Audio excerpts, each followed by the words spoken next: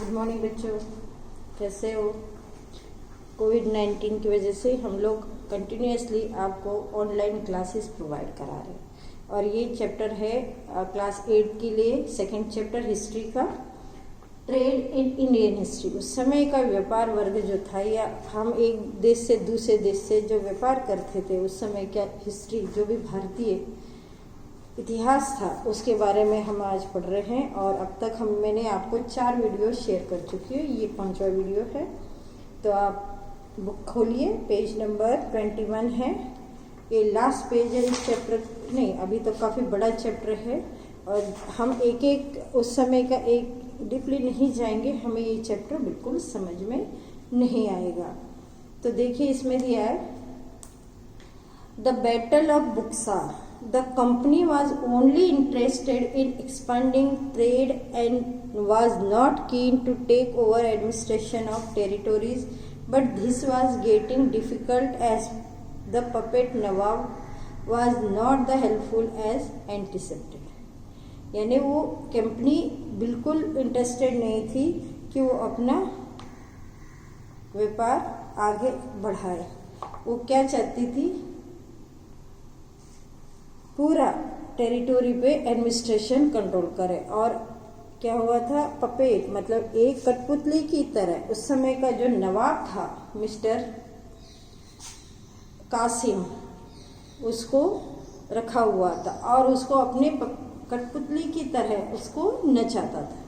पर क्या हुआ, वो बिल्कुल उनके बनाए हुए प्लान पे वो खरा नहीं उतर रहा था। तो उन्होंने क्या किया, मिस्टर कासिम की जगह पे मीर जफर को रिप्लेस कर दिया और उसका सन इन लॉ मिस्टर जफर, ये किसका जमाई था, मिस्टर कासिम का। अब देखिए उस समय के ब्रिटिशों ने किस तरह से गेम खेला, अपने ही लोगों के खिलाफ भड़काया और उनको उनकी राजगद्दी दी।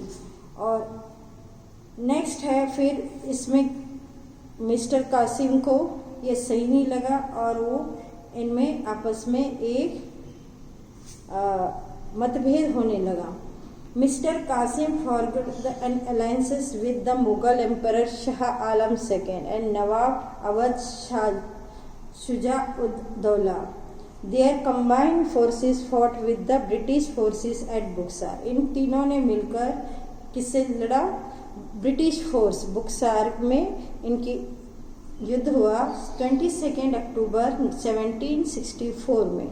British won the battle and company became the master of Bengal. क्या हुआ कि वेपन्स की कमी की वजह से उस समय ब्रिटिश जीत गई और उन्होंने पूरा अपना कब्जा किस पे कर दिया, बंगाल पे, और अपना राज। Mir Qasim was overthrown and Mir Jafar was reinstated.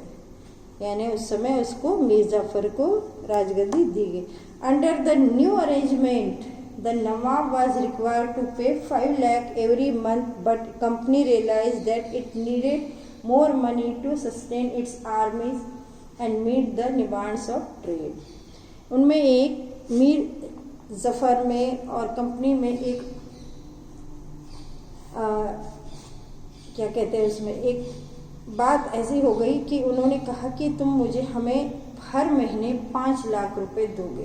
पर बाद में कंपनी को एहसास हुआ कि 5 लाख से हमारा कुछ नहीं हो रहा, हमारे आर्मी वगैरह के लिए सफिशिएंट नहीं है और ना ही हम व्यापार कर पा रहे। The after effect the British ultimately realise that they would have to take on administration powers from Indian puppet nawab so as to meet their requirements.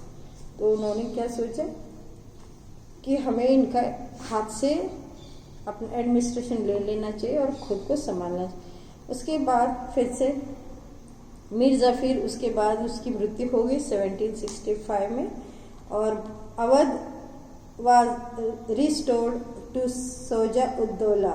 In return Shuja-ud-Daula gave the district of Kora and Allahabad to the company. और उसके बाद में इसने भी क्या कर दिया, company को ये कोरा और इलाहाबाद रिटर्न करने है। Shah Alam second also granted the company the Diwani of Bengal, Bihar and Orissa, and in return Shah Alam was given an annual tribute of ₹26 lakh beside district of Hira। तो ये चलता ही रहा और लेन देन, इसको हटाओ, उसको रखो, उसको हटाओ, इससे ये ले लो, मतलब इस कंपनी ने इस तरह की डिमांड करती रही और लोगों को ये अपना कठपुतली की तरह इनको नचाते।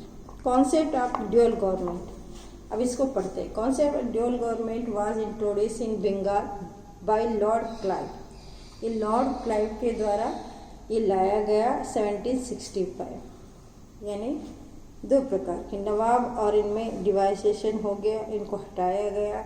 फिर 1772 में वॉरेन हेस्टिंग्स के द्वारा इनमें मतभेद हो गए, फिर भी ये सरकार नहीं चली।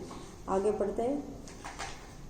Subsidiary alliance system, Lord Wellesley, Lord Wellesley ने क्या एक नया सिस्टम लागू किया, जिसमें था ये लॉर्ड वेलेस्ले पॉलिसी लेकर आए और इंडिया में एक बॉन्ड होता है, एक तरह से एक, और बॉन्ड के द्वारा भारतीय कंपनी ब्रिटिश कंपनी से आपस में एक समझौता।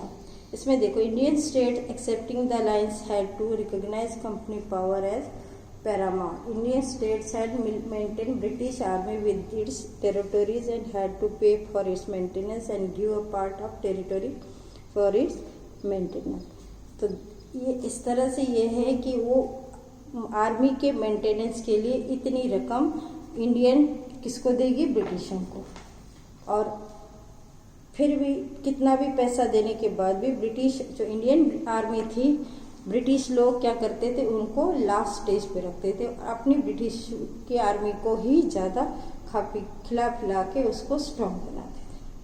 ठीक है बच्चों, आज के लिए इतना ही काफ़ी है। और आप बुक्स ले लीजिए, बहुत से ऐसे बच्चे हैं जिन्होंने अभी तक बुक्स नहीं ली। 8th क्लास के बच्चे, आपको बहुत ज़रूरी है बुक्स लेना। और ये जब तक आप इसको रीड नहीं करोगे प्रॉपरली, आपको कुछ समझ में नहीं आ रहा बच्चों। और जितने भी ऑनलाइन क्लासेस हम आपको दे रहे हैं उसको रिव्यू करो। अगर आपको कहीं डाउट है, अगर आपको कोई वीडियो आपकी मिस हो रही है, आप उसको समझ नहीं पा रहे हो, तो आपको क्या करना है, अपने वीडियो, जैसे आपको आज मैं वीडियो भेज रही हूँ, उस वीडियो को क्लिक करिए, सीधे आप YouTube पे जाते हैं, उसके नीचे आपको और कई वीडियो दिखाई देंगे।